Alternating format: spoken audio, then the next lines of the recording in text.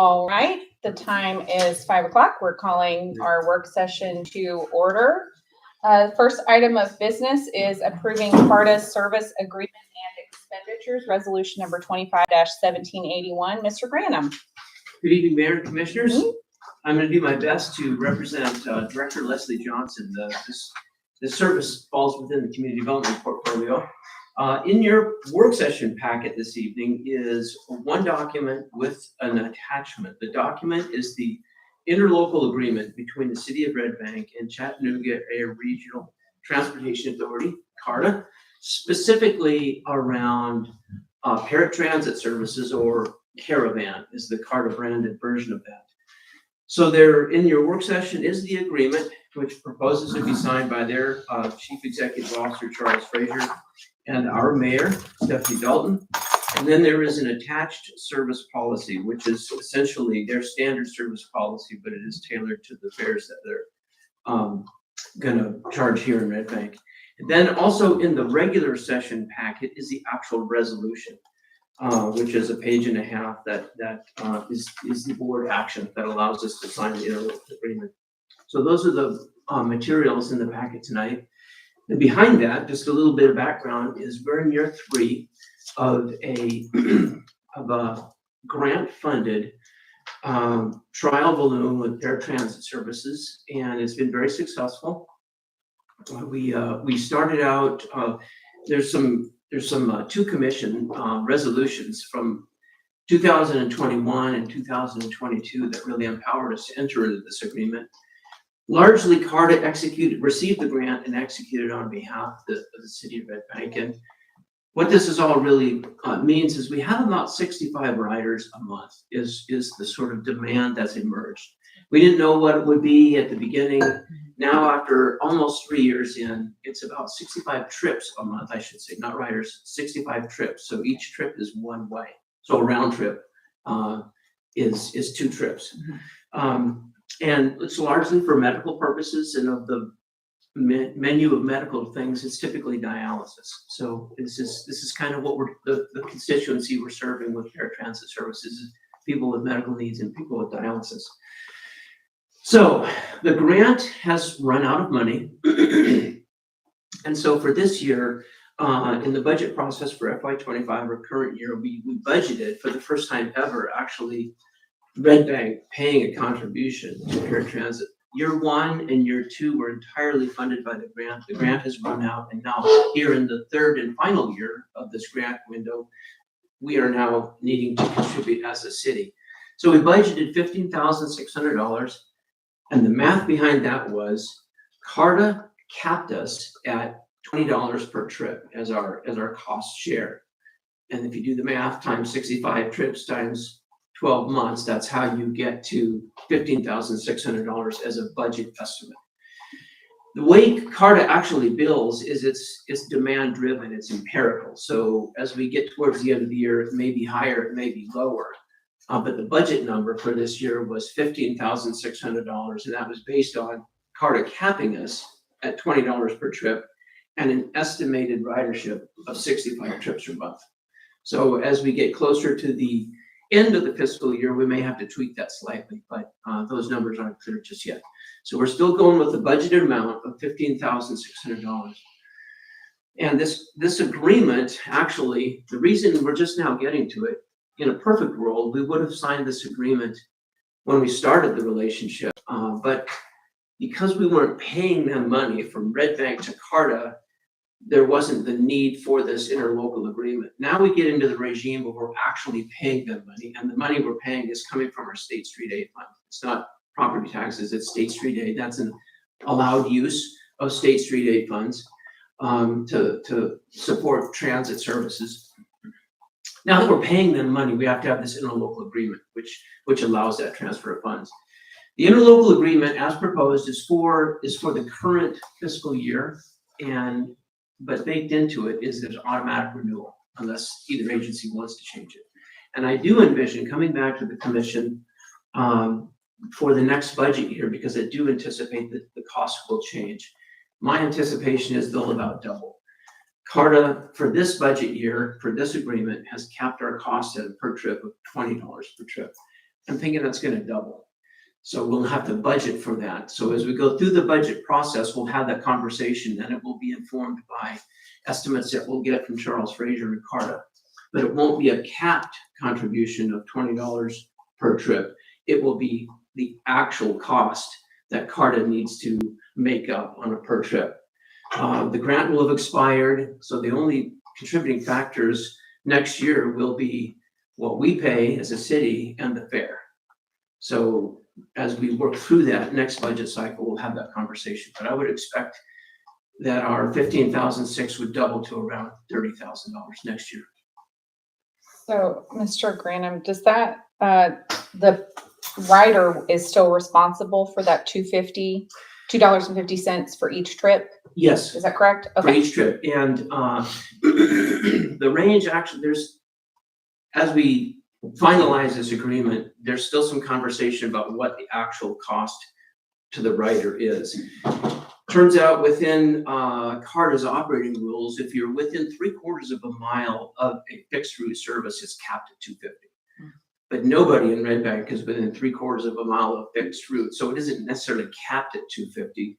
For policy reasons, when we started this relationship, we decided to put it at $2.50, but as the costs become more apparent, the commission may want to raise that. And everywhere across the paratransit service delivery area, the costs are between $2.50 and $4. So we may settle in at $3 or $3.50 or even $4 per trip, but that will be a conversation that we'll have with the commission when that time comes. Okay. And currently now, different people pay different rates depending on where you start your trip in Carter. If you're within that 3/4 of a mile of fixed route, it's $2.50. If you're outside of that, which quite a few people that take paratransit are, they can pay up to $4. Okay. Any other questions for Mr. Granum? Okay. All right. Thank you, Mayor. Thank you so much. Commissioners. All right. Item number 2, public hearing and first reading for zoning request for 309 Midvale Avenue, ordinance number 25-1276. Should we combine this with the next item? Discussion about this? Is that okay? It's okay, whatever you decide to do on discussion and work session. Okay. Since they're both the same property owner, is that correct? Yes. So the next item is on rezoning for 313 West Midvale Avenue, ordinance number 25-17 or 1277. Excuse me. Mr. Fan. Thank you. Good to see you all. The rezonings for 309 and 313 are being requested in order to subdivide and construct 6 single-family detached houses. The 313 property is currently the site of an unoccupied, dilapidated house. The proposed project would trigger the requirements for the steep slope ordinance to provide slope stabilization plans for areas that exceed the permitted land disturbance. The RTZ zone, which is being requested, requires a 10-foot landscape buffer between the proposed project and the surrounding R1 properties. The Midvale Heights apartments to the east are significantly denser, and the Pavilion townhomes to the west are approximately 8 dwelling units per acre. The proposed project would be approximately 6 units per acre, which is well within the permitted density of the RTZ development standards. The project would include the construction of a detention pond towards the rear of the lot and the lowest point of the site. Because the project proposes a subdivision into multiple lots, the plans will need to be approved by Hamilton County Water Quality. The applicant plans to request a front yard setback variance in order to minimize the amount of steep slope land disturbance. If the rezoning is approved, the request for that variance will go to the Board of Zoning Appeals at their next regular meeting. The proposed project could be considered a transitionary housing type between the nearby multifamily units and the nearby single-family units. The site is approximately a quarter mile from the Dayton Boulevard commercial corridor and approximately half a mile from the White Oak Connector Trail in White Oak Park. The Planning Commission made comments about the sharp left turning portion of Midvale Avenue West and proposed additional signage on the road to caution speed. There are no right-of-way signage requirements stated in the zoning ordinance for rezoning requests, but this suggestion could be considered for a future roadway improvement. Planning Commission unanimously recommended the zoning. Excellent. Thank you, Mr. Fan. Do we have any questions? That was recommended with the variance, the setback variance. The setback variance will go before the BZA. Oh, Yeah. Okay, thank you. Yes. Any other questions? Nope. All right. Thank you, Mr. Fay. Mhm. Appreciate your time. Item number 4, public hearing and first reading of rezoning request for 1109 Dayton Boulevard, ordinance number 25-1278. Mr. Fay. Yes. The rezoning for 1109 Dayton is being requested in order to construct 28 townhome units. The proposed project would include a pool and 39 off-street parking spaces. The applicant had previously requested a special exceptions permit to construct condominiums without a mixed-use commercial component, which is required in the current C1 zone. The previous proposed project also requested a revision to that special exceptions permit to increase the number of units without increasing the number of off-street parking spaces. That project was never built. The current request is necessary because C1 does not allow townhomes, while C3 does. There are few uses allowed in the C3 that are not allowed in the C1, those being laundry establishments, drugstores, repair shops, specialty shops, stationery stores, townhomes, and condominiums. The proposed site plan will require a building separation variance from the requirement of 20 feet down to 4 foot 7 inches at the narrowest separation, 15 feet at another, and 11 feet at another. The proposed site plan would also require a minimum square footage variance from 1,400 square feet down to 1,264 square feet and 1 micro unit of 720 square feet. A parking requirement reduction was granted for the previously proposed project, but the exception is null and void due to the change of residential use, as stated in the ordinance 23-1547. Callie Starnes, president of Channel 3 News, which is a neighbor to the property, did make public comments at the planning commission meeting. She wants the city to be aware that things in the neighborhood have changed since the previous project was approved. She has witnessed traffic and collisions increasing at the intersection of Frontage and Dayton. Employees have returned to office at the station, and the Pinnacle has seen increases in occupancy. There have also been frequent water main issues at the station and in the residential neighborhood, breaks, and insufficient pressure. She was made aware by Tennessee American Water that the meter for the station is actually down at the intersection of Frontage and Dayton, but she has not seen any resolutions to the issues yet. She also believes that the on-street parking proposed on Frontage Road would be a hindrance to the existing traffic patterns. She made it clear that they are happy to see investment in the area and wants to make sure all the issues in the neighborhood will not be exacerbated by the proposed project. The Planning Commission unanimously recommended the rezoning. Thank you. Was that the only comment that was given? Mhm. Okay. Any questions? Excuse me, did you say it was changing from, Oh. I'm sorry. You said it was changing from 28 to what now? You was 28? No, the proposal for this project is 28. Okay. It was 38 condominiums and it's going down to 28 townhomes. Commissioner Fairbanks, sorry. Sure, this is a change in ownership of the property. I don't think the owner has changed. No, No, it's just a different project. They're proposing a different housing product. Okay, so it is. I didn't recognize the name, so. Okay, thank you. Is there still that same consideration for the parking that we've discussed previously? They'll have to request a parking reduction, a parking requirement reduction. Okay. And that'll go through the planning commission. So they'll, same problem, but because it's a new project, they have to do it again. Yeah. Okay. And I should also mention that it will go through design review because it has frontage on Dayton. Okay. For some of those comments, or the comments that were left, with the restriping of Dayton in that area, it seems like that would reduce one of those issues, but Yeah, has there been any consideration to the others? meaning the water issues. Yeah. Well, that would be Tennessee American. At the planning commission, it was brought up that they have a fund that will help property owners repair or rehab water mains, which I believe Ms. Stearns was looking into, but at that time had not made any progress with. One other comment. Is there any plan for a traffic light there by chance? I don't think so. I've heard about that being proposed in the past, and since it's TDOT jurisdiction, Right. I think they're worried about risking a backup into the tunnel. Mm-hmm. Yeah, I can see that. Okay. Yeah. And I also mentioned that at the last I think it was in 2021, they did a traffic study for the previous project, and that did not come with a recommendation to install a traffic light. Okay. And this would be a reduction of units, so ostensibly less cars. In addition, our restriping project should significantly improve the ease of getting on and off of that stretch of road without the need for a light, because you'll only have to cross one lane of traffic instead of 3 or more, 3 to 4 at a time. Yes. So I'm optimistic about the safety improvements for that intersection. Timeline wise, are we expecting that restriping to hopefully occur before construction of this project? I haven't heard about the applicant's timeline. Okay.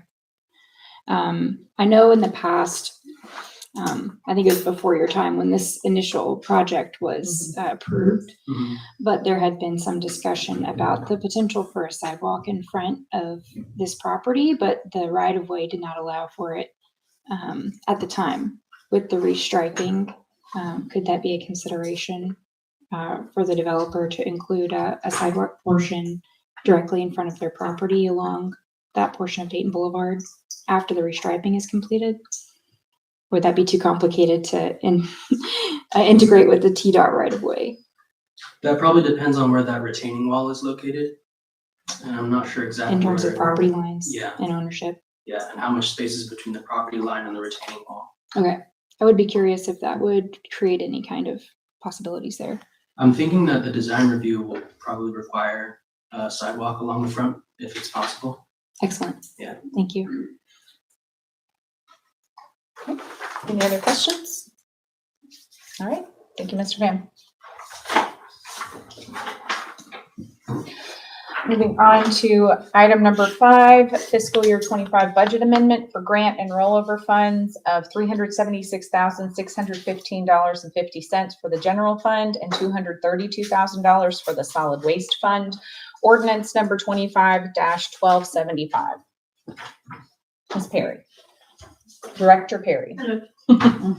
So most of this is stuff that was budgeted in previous years that didn't make it through and got put in to the general fund, and now we're bringing it back out to cover actually getting the items. Mhm. So the Ashmore slide study, we used money we'd set aside in ARPA for the actual repair to help pay for the study and added some general fund money. The community center bathrooms were actually budgeted for the entire amount in FY '24 and didn't get to finish it until this year. 24,000 of it was the Red Bank Spotty Daisy Fund money. The trucks, Director Tate told you about last meeting or the meeting before, like 3 years in a row we budgeted, they didn't come in. And then in solid waste, the 232,000 was previously budgeted in fiscal year '23, and we're just now getting it in. So this is just to clean up and appropriate the funds as we spend them. Excellent. Thank you, Director Perry. Any questions? All right, moving on to item number 6, approve audit contract in the amount of $54,575 with Johnson, Murphy and Wright, resolution number 25-1782. Director Perry. This is just our standard contract we do with them every year. This year, of course, it goes up just about every year. I'm putting in $54,475 in case we have to do another single audit. I'm not sure if we'll have to do that again because of the amount of grant funding we are accounting for this year, but anywhere from $47,475 to $54,475 is what we'll have to pay them in the next year. What's the, do you know what the grant dollar amount is that triggers that audit? And I believe it's $750,000, Okay, and it's been the ARPN money. is what's Right. triggering. okay. Okay, thank you.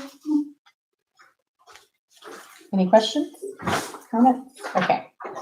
Moving on to item number 7, authorize expenditure to Action Fence in the amount of $11,888 to install fencing for an alternative small dog park. Resolution number 25-1783. Director Tate.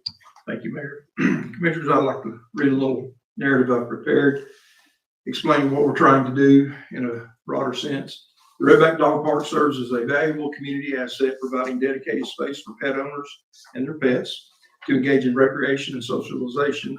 However, recent concerns have arisen regarding safety within the park, particularly related to incidents of loose dogs that appear to be aggressive toward runners and walkers in the park. While it is the dog owner's responsibility to have their pets leashed and under control, the city has chosen to address these concerns by making modifications to the park's fencing and layout, which staff feel are necessary to create a safer environment for all visitors.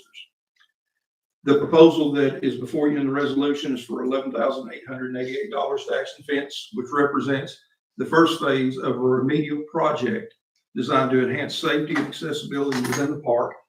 This initial phase will include critical fencing modifications, creating separation of the small dog park from the large dog park, while also creating a channeled entrance into both that reroute runners and walkers away from those entrances, and thus reducing the risk of confrontation, and while ensuring designated areas for large and small dogs.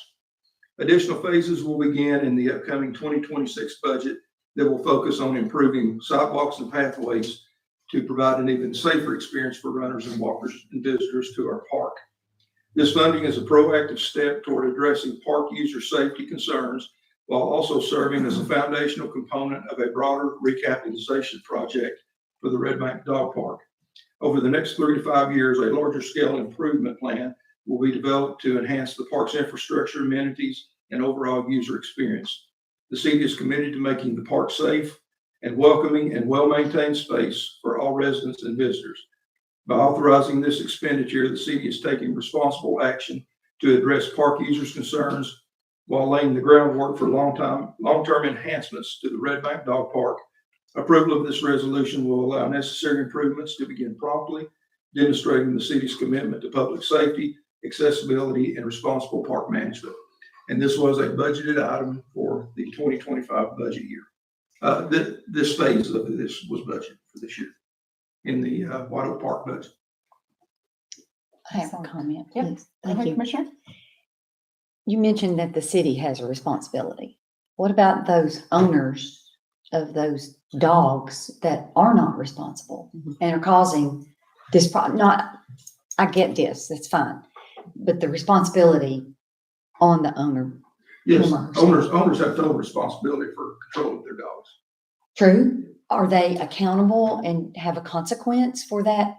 Well, we have Jeffrey Grady has been in constant contact, more or less, in recent weeks with our partners with McCamey, and they have increased their patrol of White Oak Park, as well as we have posted some additional signs with information about what to do in the event of a dog attack. Of course, everybody's knee-jerk reaction is call 911. But then, once you get McCamey involved, then there's some actions that they can take. So we have stepped up our messaging in the park, as well as McCamey has established. They've got certain days and weekends that they have a patrol officer over there in the park monitoring activities. Is there any type of citation? McCamey has that authority to issue. They have that authority? In fact, they provide. I don't know what we even know what the outcome is. They routinely appear before Judge Johnny Houston with cases. I don't know what the numbers are, but I do know that they routinely bring offenders to Judge Houston's courtroom. It's reported in the community development monthly report, the statistics for McCamey, and it's busy. There's two things that keep our municipal court busy: traffic and animal issues. Yeah, and so there's a lot of, this whole issue is sort of a multi-pronged. We have to change the behavior of the pet owners, and so we unilaterally can engineer a lot of this, and this is really what this is getting at. But we're also tackling the behavior, the awareness, the enforcement, and frankly, getting the community to do a better job of self-policing. because in addition to the conflict with runners and walkers, there's small dogs getting attacked by big dogs. And so it had gone probably too long before we really got dialed in. There was a dog-on-dog attack that resulted in some litigation, civil litigation, that wasn't directly involving us as a city, but we were certainly aware of what went down. And so that was really a call of action. Plus, we'd gotten some complaints from runners who had been traumatized, frankly, by very nice people letting their dogs off leash. And so we just got to get out in front of it. And so I commend Jeffrey for really rolling up his sleeves and diving into this tough issue to really find a path for the city, encourage all the other stakeholders to walk the path they need to walk so that we have a better dog park at the end of the day. Ms. Director Tate, is there, I think one of the things that I had talked to Mr. Gruby about, or he had talked with me about, was with the signage that you're talking about, that there was actually going to be, I think, some information about the ordinance that requires dogs to be leashed. Yes, ma'am. Is that something that's been posted over there? I haven't been. That is not yet. Or is it something that's on the way? That's something that he's working on. Okay. And we are committed to having some signs made Mhm. with our specific language on it. You know, there's all kinds of signs out there about leashing your dogs. But he did a presentation a week or so ago of what he wants a sign to look like with the city ordinance. So we're working through that. Okay, You know, great. and you know, we're working through it, and we don't want to pollute. We don't want every 5 steps there'll be an ordinance that's made. He's working on what the aesthetics look like, you know, Sure. something that's easy to read and easy on the eyes. And just, helps people understand that this is, that it is a law in the city, and, it's there to protect them as much as other folks. And then the information about who they need to contact, Right. which you were talking about, calling McCamey versus calling 911, which is the appropriate call to make. Yes, ma'am. I was gonna say, this little illustration that he prepared, Mhm. one side shows the park the way it is and with a small dog lot built in front, and then the other side shows he made a sidewalk extension, something similar to what we're looking to do to separate the runners, walkers, and the dogs. Mhm. And and that sidewalk is on the front side of the park away from the gates. So all dogs should be gated. Right, the dogs will, when they get up there to the split, the dogs will be funneled.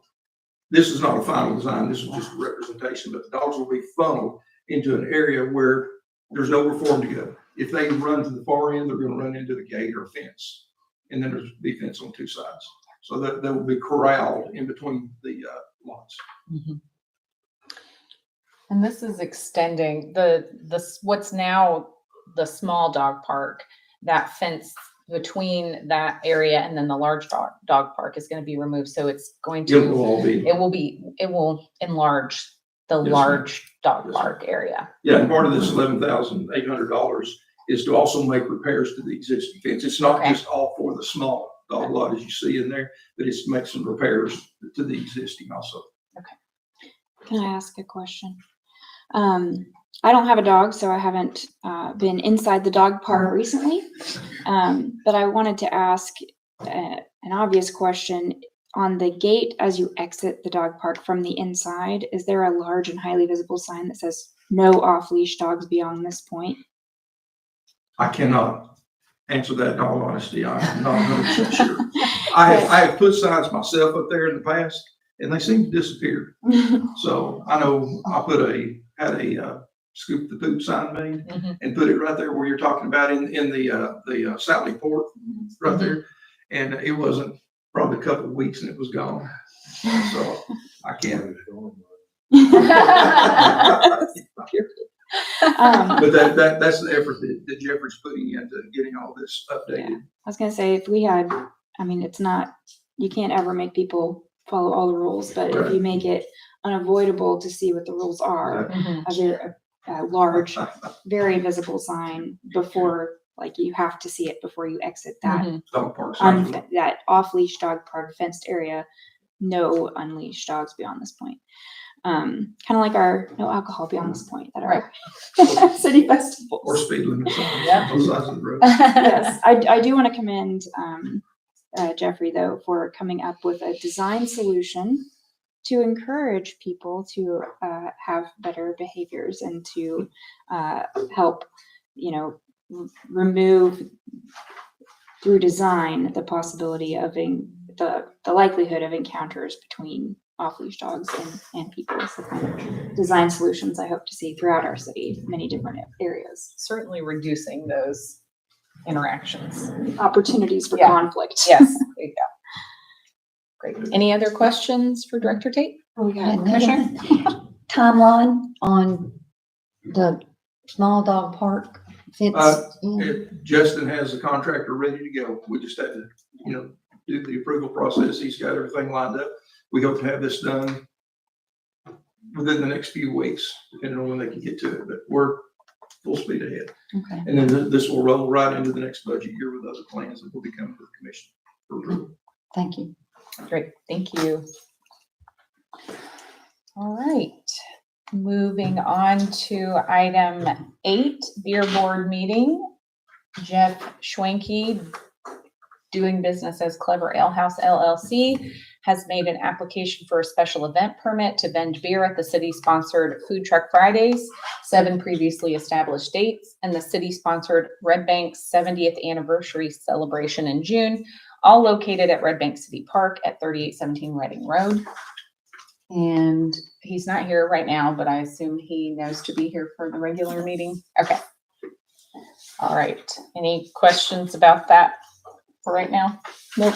Okay. This will be our first time approving Yes. multiple events with our recent update to the Mhm. liquor beer and liquor ordinance. That's right. That is right. All right. If no questions or comments, we'll move on to item 9, proclaim April 13 through 19, 2025 as National Telecommunicators Week, resolution number 25-1784. Mr. Granum. Thank you, Mayor and Commissioners, and I'll just highlight that we have a fantastic relationship with Hamilton County 911. I personally view them as a national best practice in that space. They rolled out a lot of pioneering services like text to 911. Not every community in America has that, so they're just outstanding. And I'll save reading the resolution for the work session if that's okay, Mayor. But I'll highlight the key points with respect to us right in the middle.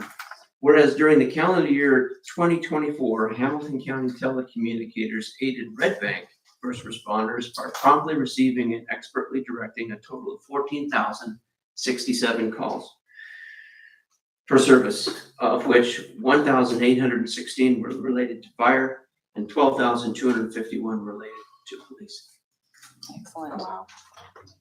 We're very appreciative of them. Yes. Thank you, Mr. Granum. Any questions, comments? Okay. Moving on to item 10, citizen comments on items on the work session agenda. Mr. Granum. Thank you, Mayor.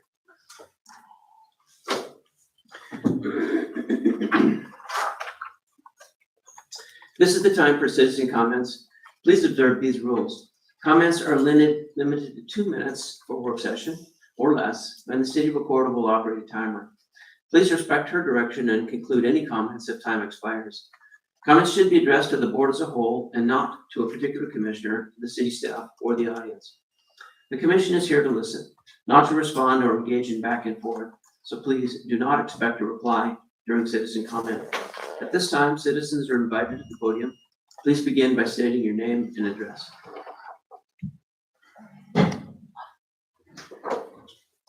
Any resident comments? All right.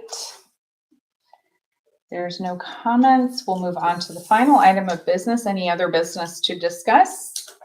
Commissioners? Anything? Just a notation.